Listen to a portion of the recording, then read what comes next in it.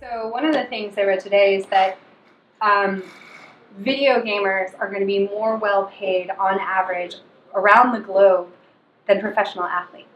Yeah, I've heard such things. Right, heard such things, right? But if you look at the data, and I mean, even a few years ago, stadiums were selling out to watch top gamers in Asia play one another on like stadium screens. So imagine like everyone is immersed in two people playing a video game. Yeah. And like that blows my mind as someone who, despite being so futuristic, I really love the now. I really love, a sunny day in San Francisco when you're walking to meet your friend in time for your podcast, drinking an ice cold lemonade, and just enjoying like the fact that it's summer. We're still in this like strange liminal space in a way, right? Like, and I think e-gaming really brings that out because you have this hyper technological spectacle in which everybody is either participating or watching, and yet we're still congregated in physical space to watch it. We're not quite at that place where it's all happening in a virtual realm, or even just in our minds with some sort of technology that would allow us to enter our own like virtual space where we can like observe or participate in games without like what we call technology, these external devices. Right. So we're at this like point where there's still kind of like a rubbing between the future and the past. I want to go back to liminal. I think it's one of the most important concepts we have of the age, and I wish. Okay, let's just like dive into liminal. We can spend like a while here. This is a liminal space inherently. Yeah. Ooh, yes. So liminality. The first time I heard liminality was the concept of people who were brought up in one culture and one language and then moved to another.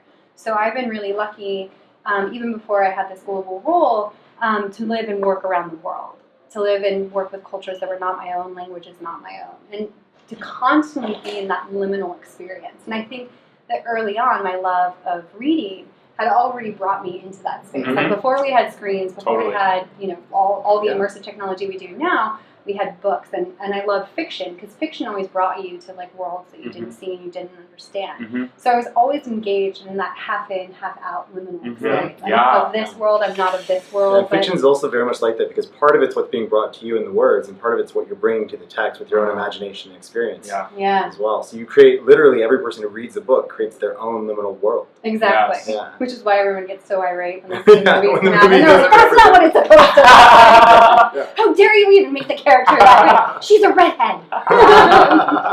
Always has been, always will be. Yeah. Exactly. Well, this idea of games is interesting. That gaming seems to be on the rise, and you are a science fiction writer as well as a global futurist. Yep. The Sci-Futurist here, ladies and gentlemen. Thank you. Ian Banks is an interesting example of a science fiction writer who, in his version of the future, games are everything. And so he wrote this book called The Player of Games that has been a big influence on Zuckerberg, Elon Musk, Jeff Bezos have all come out saying like this was a really important sort of vision of the future that I see. And the whole premise is that there's an entire sort of technological civilization evolution of sorts, and that in this new world, where everyone's immortal and they've fixed everything and all, games become the essential medium through which life evolves, that everyone's competing in this sort of like a glass speed game a la Hermann Hesse, this like sort of macro game where the participants are the masters of this world that they've inhabited. And so games are an interesting liminal space as well, right, where they catalyze this sense of competing interests or like opponents going against each other to essentially create a new synthesis of a dialectic of saying this person or this thing, this idea, we want this. It's like a democratic emergence of quality, of what success means. What are your thoughts on the future of culture, right, with knowing that gaming is becoming such a big thing, knowing that reality itself is becoming somewhat of, people say, a glitch in the matrix is how they're describing it. Yeah. What's going on in our culture right now that might lead us to thinking about games as a means of cooperation, perhaps? Because Matthew and I, we think a lot about the entire planet coming together and like realizing that we're all on this spaceship Earth together. And we can think about like the Olympics as like these, events where everyone comes together, oh, we're just competing for fun. How do we like think about the future and the world coming alive through these liminal spaces of games, of story, art as well as like a huge aspect of how we can sort of impose meaning on an utterly chaotic world? I mean, you just said that, right? We're looking to impose meaning on an utterly chaotic world. And ever since we have written philosophy, we've always questioned what reality is, whether it's shadows on the wall or like what morality is. And the way that we as humans create reality is through story and through play. Mm-hmm. And that's it. Mm-hmm. We engineer through millennium these narratives of what we believe are true. Mm-hmm. And we participate in games that we've designed to prove a reality in a way. Yeah. The stories are very much the pre-technological coherence mechanism of humanity, right? It's Piaget as well. Of all the possible perspectives that we could have taken, we decided that there was a particular perspective, and it was like a meta perspective, right? Because this is the sum total of many different people's stories that aggregated into maybe a cultural story or a narrative in a particular culture. That was that kind of heartbeat of what reality is in that time and that place for those people. And that's one of the things we're trying to address with this Kaleidoscope Coherence project, which is we feel to some extent like we've all plugged into one another as a global community, yet we haven't, like a global story hasn't yet fallen out of it. Yeah, and I think that's actually a lot of the anxiety we have, at least in Western society these days. We've sort of lost the plot. Totally. I feel like, what is the plot anymore? Or we created so many plots that we don't know. Right. And tech is a profoundly unifying force, or a profoundly divisive force, but it does break down borders in a way that we've never had, right? Like you have the proliferation of commerce that now spreads faster. And I think I would actually add on one more dimension to this, which is time. That tech radically changes our notion of time. Absolutely. I say this to my, technology fractures time. Truly. It is a force of nature that, think about time as space-time. What does technology do? It literally, you're sending your thoughts at the speed of light. This is being listened to by people all around the world right now at the speed of, light going from a server to their ears, from the sound waves, from my voice to their ears. Yeah. That's technology. And we've shifted it so they don't have to participate in real time. Very much they so. can have it at any point. It's very relative. It's very relative. Right. But what we've done is in a moment. And now that moment lasts forever. I wrote an article in a digital publication 4 years ago now, and people still find it and reach out to me. They still find relevance in it. And again, that may have happened, but that ability to read the article, find me, reach out to me in the speed, we can't reach out to Socrates. I mean, maybe we can in the future, right? But I'm like, yo, Socrates, I read your work. It's really good. Let's talk about some stuff. Yeah. Teach me how to gargle with pebbles in my mouth to yell at people. A friend of mine calls this generative bat signaling, where it's you can basically send out these signals into this ether of the internet, right? Yeah. Literally through the Ethernet, of course. Through the Ethernet. And actually, it has a semi-permanence, but it also it outlives that moment, or it takes that moment and it seeds it throughout the world. And then someone else can resonate with it asynchronously, as you point out. Yeah. And then come and find you because the breadcrumbs are all there, right? Which is really crazy. And that's a really positive element of this, potentially. I guess it could also be negative because people can use that for ill as well as good. But back to the temporal distortion thing, that's also really interesting. Even if we just kind of try to take it to a very simple metaphor of a flow system, like liquid flowing through, the liquid of consciousness, flowing through like pipes, right? And we have a fixed bandwidth as an evolved human brain. Yep. And now we've never plugged more information flow into that. And so it's every single interaction we have is a lot less. It's like a fracturing of a million little flows as opposed to more coherent. I don't know. This is getting very abstract, but it's feels like that fragmentation. When I'm scrolling through Twitter, when I'm on Facebook, I've seen a million different things, and I don't know exactly what the meaning of any of them is. They don't have a story. Yeah. It's just an assault of like a fragmented landscape of crazy narrative that Yeah. we've never been able to have access to in human history. Right. And context is so critical to meaning making. Yeah. Mm-hmm. And so it's like when you're out of sync in time with other folks, like you're literally out of sync. You're not going to find cohesion. You're not going to find harmony. And this is like something we need to actually think about in our designing of technology. TV is interesting for that reason as well. It is. Like TV used to have that cadence, right? Right. Like there'd be a weekly cadence Right. that people would talk about it, and you'd literally be in a sync and be Yes. a heartbeat of culture. Yeah. And now we have like asynchronous. I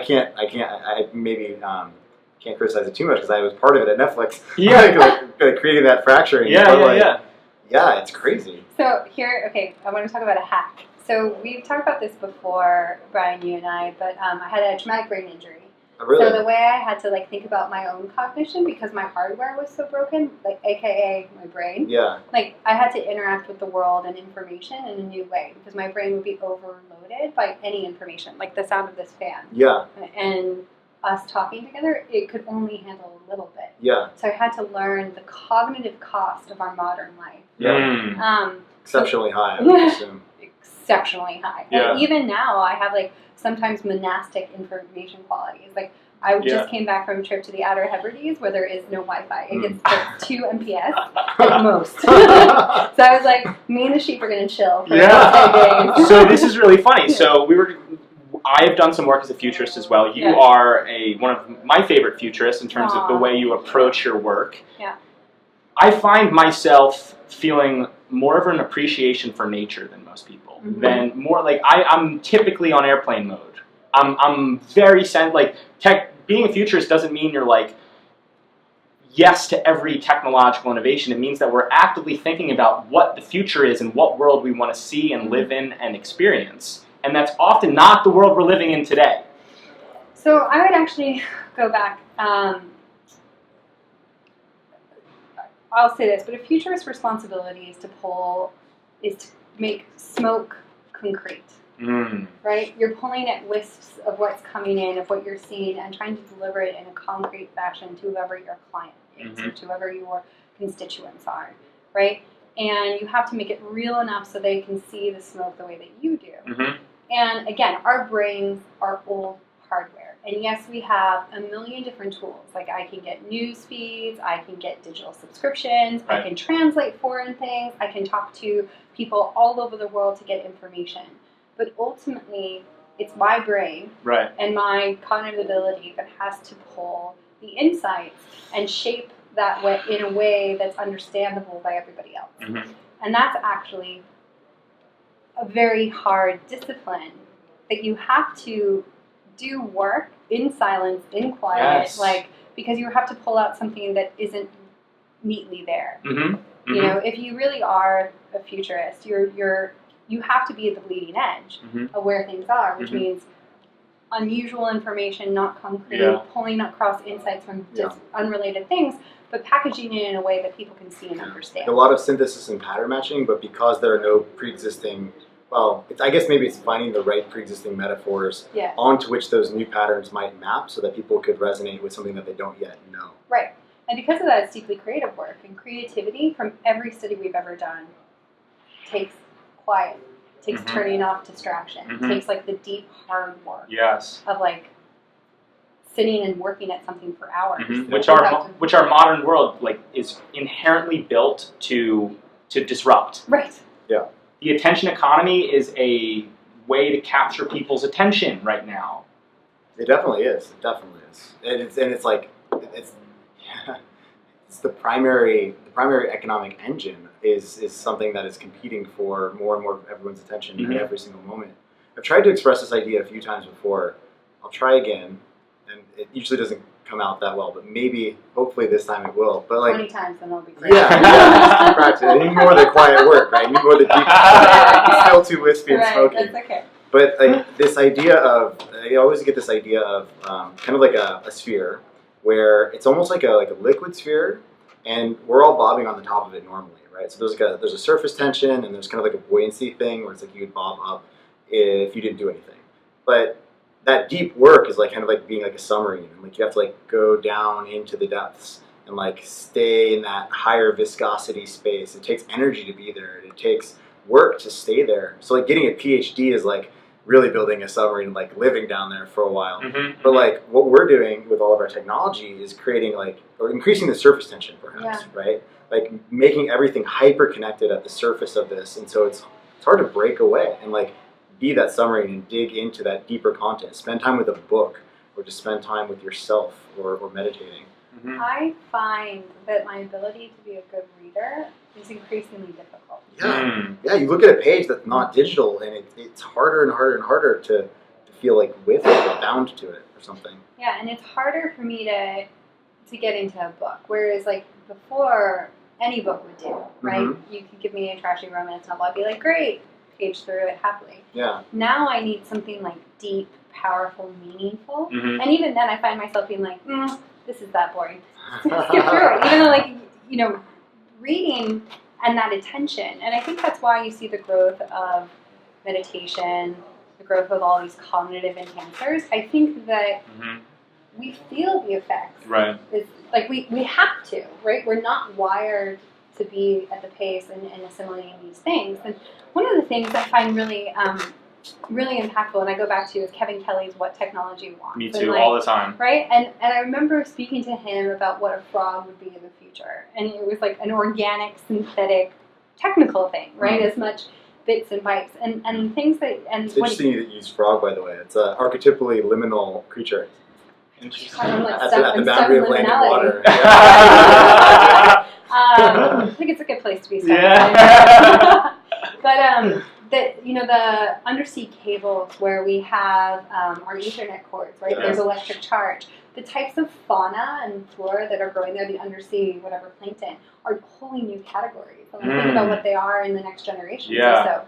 But we take eons to be generations. It's not eons. They take 25 years on average, if not more. But like, when do we... From the bacterial perspective, eons. From the bacterial perspective, eons. And that's something I think about too in the perspective of time, right? Like, of course we're all going to become cyborgs. We're going to have to.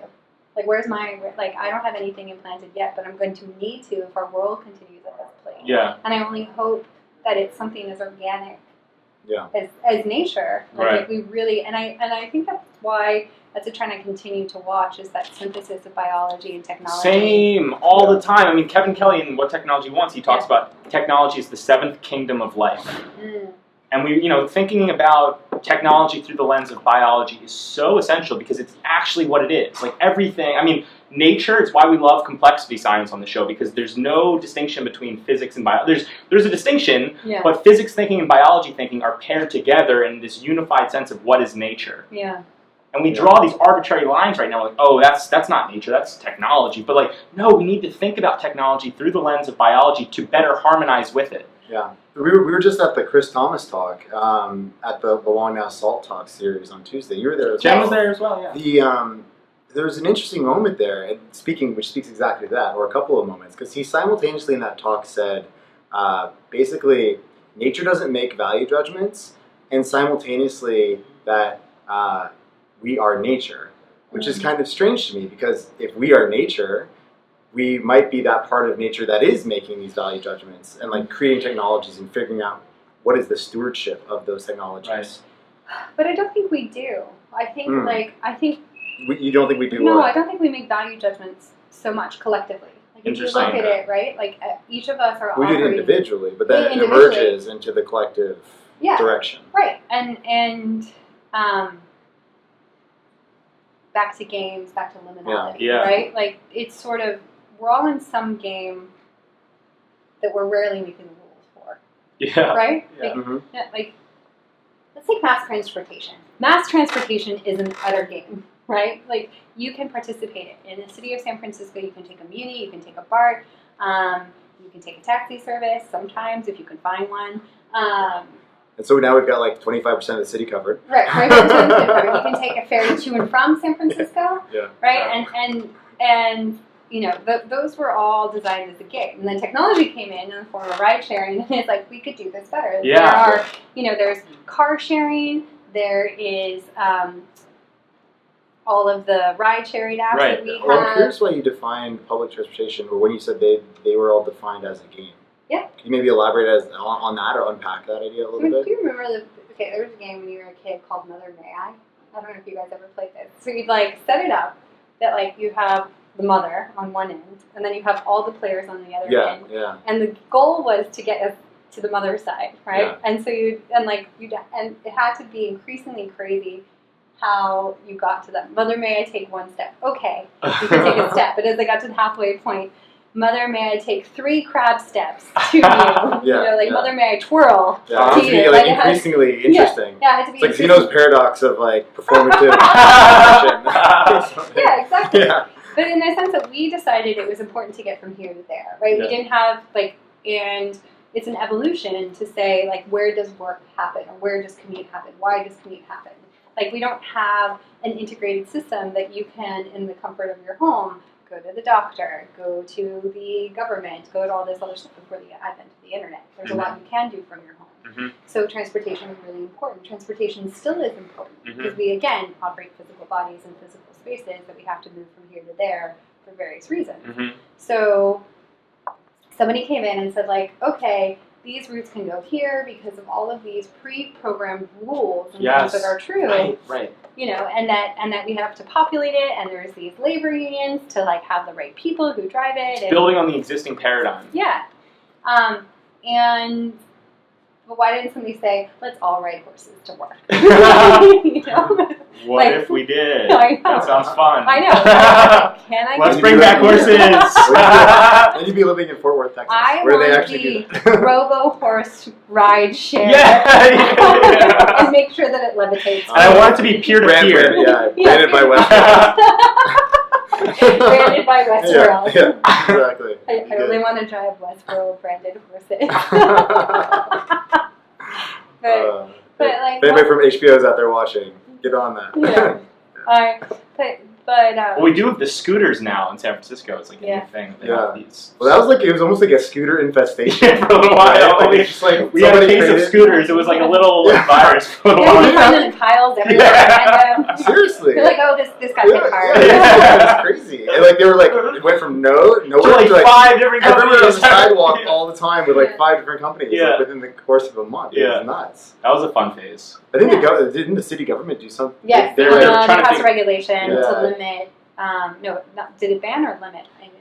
I think they're still trying to figure out. No, they're still trying to figure out. It's like a temporary ban. They're like, what should we do about this? Yeah. There's going to be so many more things like that. Yeah. That the government's like, wait, this is weird. This is new. What do we do? Yeah. This is different. Well, the government mechanism is not so slow. It's not ready to for that acceleration. Yeah.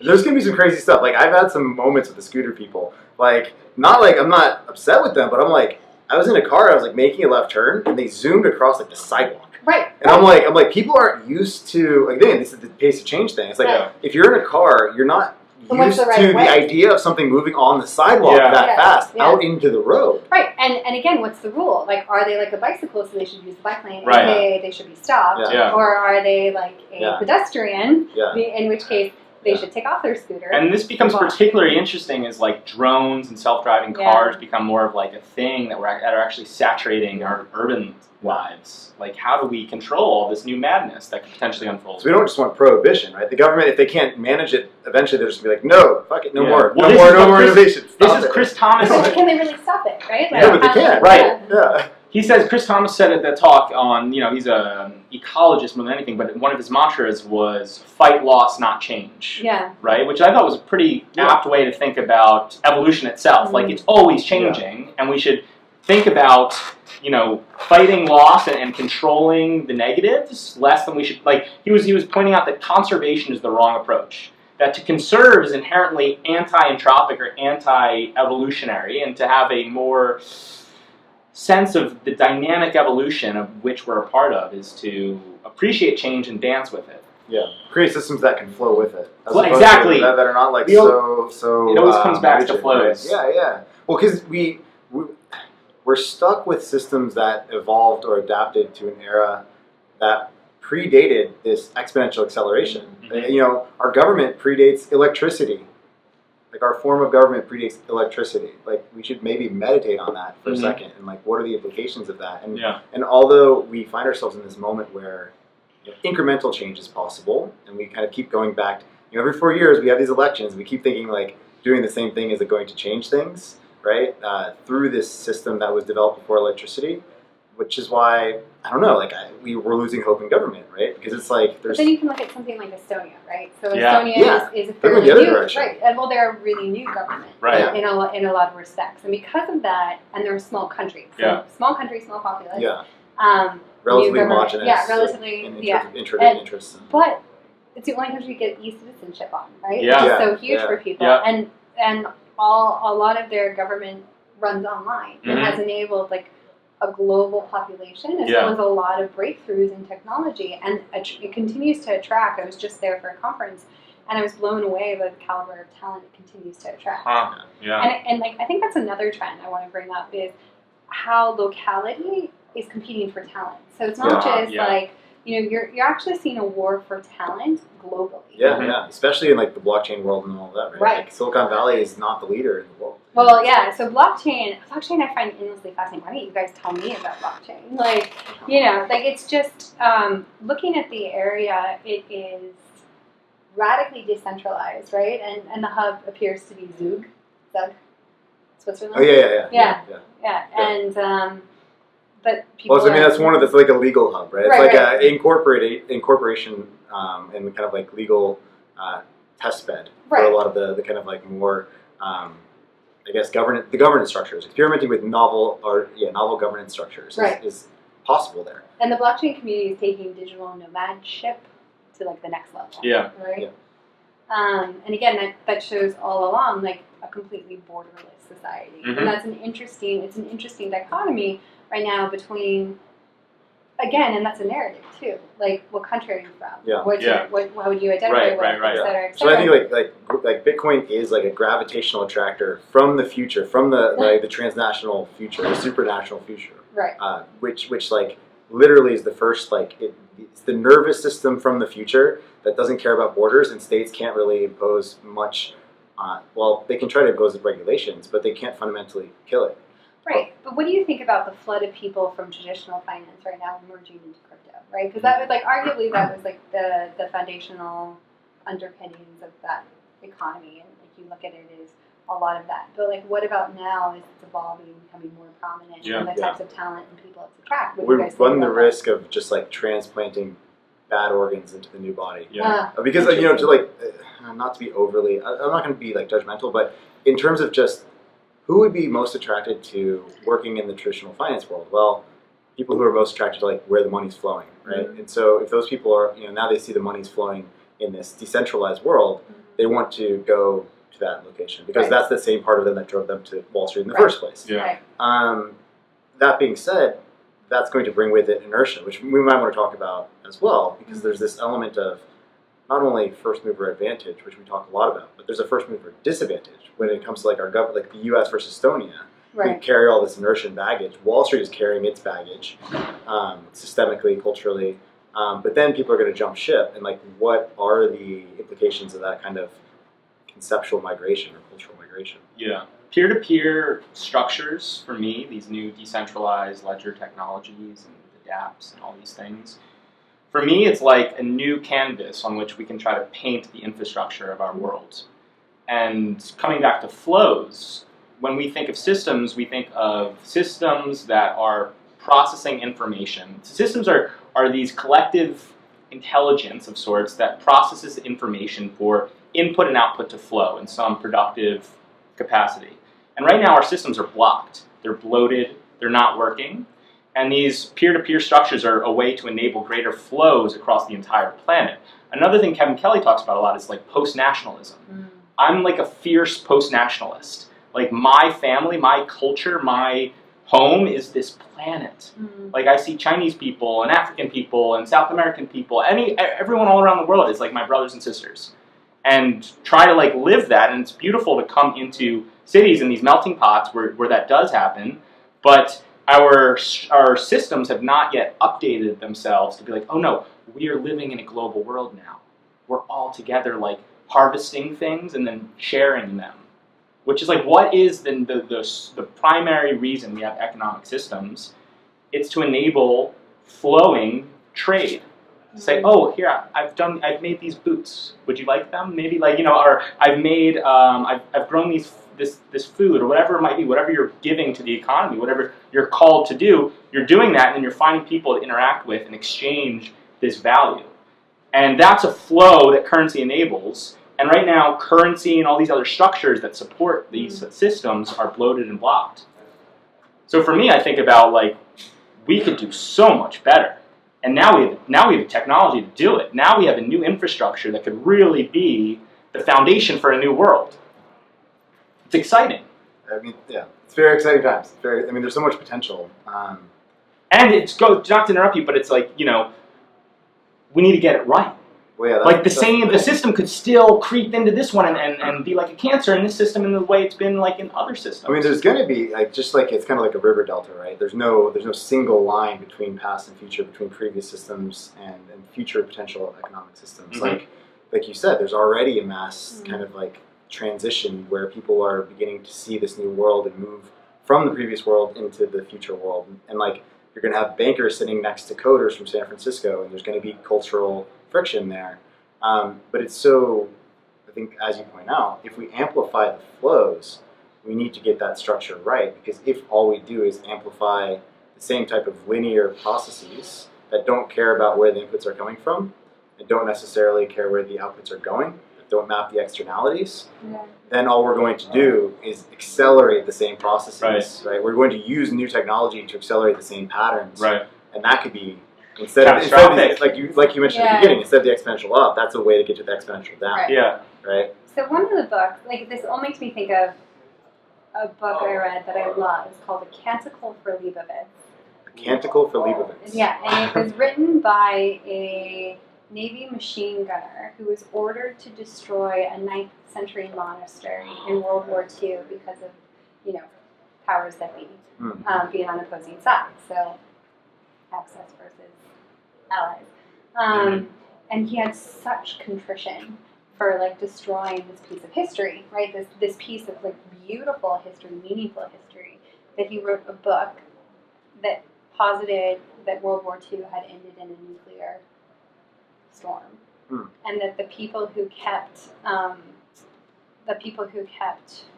Future were educated monks. They were basically learned people, like who were in bunkers and then emerged. They were the PhDs at the time, and then emerged and then kept in religion their science, and that they lost almost everything. They would just find bits and pieces of books here and there, and like code, like textbooks, like so a physics textbook they would take and embellish the same way that we do with religious texts today. And it was about human millennium over time, tells the story of millennium over time. So they get, and then ultimately, while he made the monastic culture the good guys, ultimately they had to leave Earth because they still blew it up again. Just that deep question is like, are we doomed to repeat the patterns? Right. But I found that really interesting. And then the last image of that whole book is a great white shark. Like, you want to end with nature. Right. And he ends with nature, which is nuts. Like, yeah. So, but a pretty vicious part of nature. Right. A pretty vicious part of nature. Like, it's from our perspective. Like, the shark doesn't know it's vicious. The shark is just to be naturally ambivalent. Yeah. Right? He's just doing his own thing. Shark's gonna shark, right? You know. But I do find it, again, it like the question of knowledge and history and war, like these are big studies. Like, these are big questions that technology isn't removed. It's not just a tool. Because what are tools by which we hope to achieve our end goal, right? Like, why have we developed tools over time? Because it helped us feed our human organism. And we've satisfied with technology in so many ways, like how to do things. We produce more food than we've ever been able to before. We're constantly having breakthroughs around how to produce food and like what type of food. We have breakthroughs in medicine all the time. CRISPR is one of the most foremost technical breakthroughs that we've had. We are altering all the time. I think CRISPR and gene drive, about that. Like, it's getting crazy. I think the bigger questions right now is what's humanity. Yeah, totally. And I think that's like the bigger narrative we don't have an answer for, right? And how can we, when our experience is so immediate, so visceral, so much like, I am so thirsty, I need a glass of water. My body is not my machine where I can just plug it into the wall and be like, oh, look, it's fine. Well, yeah, it goes back to that idea of, like you were talking about before, Brian, where there's this element of wanting to be part of this very large thing, which is the global collective. Yeah. The idea that we are, in a very real way, globally connected and globally unitary, unified as a collective intelligence. Yes. Yet we're still living out these very personal lives in meat space. Right. Meat space. In our actual, like, we have to like go around and bump into things and have like interactions with people. Hopefully, more pleasurable than awkward or But that's whatever. that liminality. Yeah. Right? Like, there's so much of my life that's happening on these devices, in like my glowing technical rectangular screen, and that connection between this little meat market up here. Yeah. But that this meat package still exists, still has me, still I have to honor it, right? Like, we're living on two planes. Right. 5 a.m. phone calls with other parts of the world are still brutal, Yeah. right? It's there's no way around it. I'm not, and I'm not the type of human that can run on no sleep, right? Or no food. So it's like we're at this point is like, how do we fix the world? It's like before we can fix the world, we must fix ourselves. And we recognize that we're constrained in these ways to try to meet the world where it is, which is accelerating and it's exponential, and all these new technologies and innovations that are literally changing the landscape and the soil in which we're playing together. Yeah. Do we change ourselves? Do we change the world? Or it's probably a little bit of both. But there's this mismatch. By changing ourselves, don't we change the world? We do indeed. And so maybe that is actually a good mantra for how, if we talk about bottom-up emergence, that to change the world, we must change ourselves to begin with. And right now, technology is changing us rather than, I often say, technology is using us rather than humans using it. It's like thinking about like the mitochondrion jumping into the prokaryotic cell and becoming the eukaryotic cell through which all of life as we know it has sort of evolved from. I find awesome. Right, so I have that relationship. That's how I view technology. Yeah. We're trying to figure out the balance of like, okay, you're doing this aspect of like cell reproduction and respiration and energy production and all these different things. We're doing this, we're trying to figure out what that relationship looks like. We haven't yet solved that. Who's we? Who's trying to figure that out? Nature, Gaia, Mother Earth. And that's and more specifically us too. And us too. Us being sort of like the fractal pockets of nature gardening itself. Yeah. I need to my brain keeps hold of all these interesting things. I want to be just a little bit closer. Oh, sorry. Sorry. No, it's cool.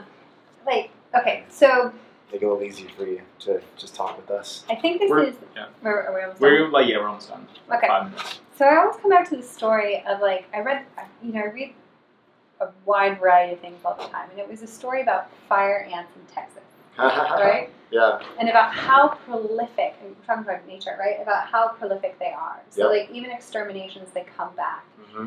And the piece about the story that sticks in my mind is the exterminator himself, who's like the most well-paid guy in town because he always has work, used the money to stay in the town, but would just buy new big screen TVs. And the fire ants were so rampant that they kept eating the TV. They eat the TV. Eat the TV. You want to talk about technology and nature, right? Do you get a new TV or do you fix your ant problem? No, he got a new TV. Yeah, that's what we're doing. Exactly. Let's fix the ant problem. Yeah. Right. That reminds me of another story from Africa, actually. They have involving ants. Okay. There are apparently these immensely massive colonies of ants in Africa. Mm-hmm. And they migrate. They're migratory seasonally. Yeah. And so like birds. And so the villages that are along the migratory path literally build themselves on sticks, on stilts, right? So that when the ants migrate, they migrate and flow like a river underneath the building. Interesting. Yeah. Now the crazy part about this is that because ants communicate via chemical signaling, that they leave, and that's how they communicate with each other. So when they're migrating, that's how they're figuring out their direction and where to follow. Now, if they turn past a certain angle accidentally, they can get stuck in this large ant spiral, and they won't break out of the ant spiral, and they'll spiral. Like a traffic jam? Well, like just a spiral. Like it grows and grows and grows, and there are these things that are like these massive spirals of fields that used to be grasses or whatnot that are just like, they look like crop circles or something like that. Oh, wow. And like these billions and billions of ants will just spiral until they all die, right? If they get caught in that dynamic. And so that's a metaphor that stuck with me for a very long period of time in terms of the types of patterns. Like, if we are in that ant spiral, how would we realize it? How do we break out of it, right? Like, I think that's a lot of the questions with like sustainability, with the type of stuff we're talking about now, how we recognize ourselves as like a collective that needs to. But I even love that the tribes there like honor that that's part of it. Like they designed their life around. And it goes back to your question, like what is our relationship with technology? To like what does it mean to be a human in the 21st century? Mm-hmm. And we're coming up on our time here. I think I'd love to end and I'll start, but we can go around and just like talk about maybe what a vision for the future or some of our hopes, right? Like Jenn is also writes science fiction. Yeah. And we're talking about creating new stories, new narratives for the world. Some things that like come to mind when I'm thinking about the future, things that I hope for. So yes, we talked about decentralization and figuring out what that next order looks like. I'm very much a proponent of migrating towards a new alternative to the existing systems. I've had very profound moments at festivals. I love festivals because I love seeing humans out and about as their true expression of their greatest self, having a good time with each other, dancing. The whole spirit at festivals, to me, shows humanity in such a beautiful light. And I wish the world were more like festivals. And I know people might say in their minds, oh, well, you can live, all year round at a festival. Of course not. But you could figure out a better balance with what, that flow that happens in festivals, that joy that saturates our world at festivals, what that looks like. And for me, one of the key leverage points for doing this is to start to understand this entire planet as one large global village, as McLuhan talked about, or spaceship Earth, as Bucky Fuller would talk about. Seeing our relationship with ourselves, with each other, with this planet in a more cohesive whole that appreciates the diversity in the world and all sentient beings and all this life-giving forces that have sprouted through Mother Earth, Gaia, coming to terms with that in a way that we haven't before so that we can update Dunbar's law of 150 people. And sure, we have our communities, but there's a loneliness epidemic right now. There's literally a minister of loneliness for the UK. And how do we solve this? We need connection with something bigger than ourselves. And people are, they're not interested in God. They're not interested in the simulation of God that you're sort of praying to today. People aren't interested in that. People are interested in something that I don't know what people are interested in, but for me, what feels really good is when I feel connected to something greater than myself, something cosmic, something transcendent, while at the same time it's like heaven, but then still being grounded in earth, in our local worlds, and finding that next hybrid state for life to evolve. It is a hybrid state. It is inherently, there's going to be technology, but to steward our technology, to steward our experience of life on this planet in a way that's more congruent with joy and love and peace. Matthew, and then maybe we go to Jenn, and we'll call That's all you want? That's it. That's it. Yeah, well, I'll just do this again. I mean, people have called my hopes aspirational, but well, it should be aspirational. It's that's what I do. I think we need to aspire to something. Right. For sure. Why not? Why not the highest possible goal? With respect to, I guess, I would really like to see humanity get a better grip on value, on basically the types of systems and representations that we use to communicate value in our societies and in our interpersonal relationships, our business relationships. We, again, have a system that we brought with us from a place and time that looks very little like our world today. And while it's created immense amounts of wealth in certain ways, it's also detached us from many of the experiences and many of the elements of our own humanity that are quite valuable and need to remain in the system, right? Like, we can't just act as if hyper-efficient allocation of capital and economic creation through monetary symbols as they are today is enough to sustain a human life or a community or or the idea of a global collective. It's not. Like, it won't work. As we know today, it's like if you don't care about where things come from and don't care about where they go to, there will be immense winners and immense losers in that map. And I think we're beginning to build new technologies to understand how value flows through systems in a way that is more true to that reality of human value and in service of a more balanced future. I think that's balance is the key to life. Yeah. And so what about yourself? What if you had one thing that you could bring in, or many things? And one thing I could bring in, I only pick one. I just think that we need to engineer space for quiet contemplation in modern life. Ah, yes. That's it. Like, I actually think that it shouldn't be shameful to like turn off and unplug and like actually look for quiet spaces. Not respond to your emails. Yeah, not respond to your emails. But even more than that, like, we all have times to like be up and be out and be connected, and that's important. But it's also important to assimilate and contemplate and study. Yes. And so more of that silence is such a commodity in modern life. And I saw that again being in the Hebrides, where there are barely any cars and barely any people. And when I wasn't walking, you could hear everything. You could hear sheep on and it just was such a different mindset. And I don't know if we engineer that with technology, but I think it's hugely important and missing from our modern life. That's a beautiful thing. More time to reconvene with the self. Right. Yeah. And a coherence of all of these things could be.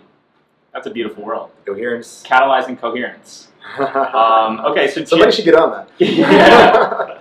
So, Jenn, where can people find you? Futurist is a new sort of podcast you're working with. Yeah. Do you have a Patreon or anything that folks can start supporting you? So I have a couple things under Futurist, and I will have a Patreon up when I do short fiction and podcasts. Awesome. So check that out, folks. Jenn is incredible. There's not, they talk about women in tech. This is a serious need. We need more women in technology. We need more women running the world. The future is female. And Jenn is a pioneer and a beautiful thinker and a beautiful person. And thank you for joining us today. Wonderful having you. Namaste, friends.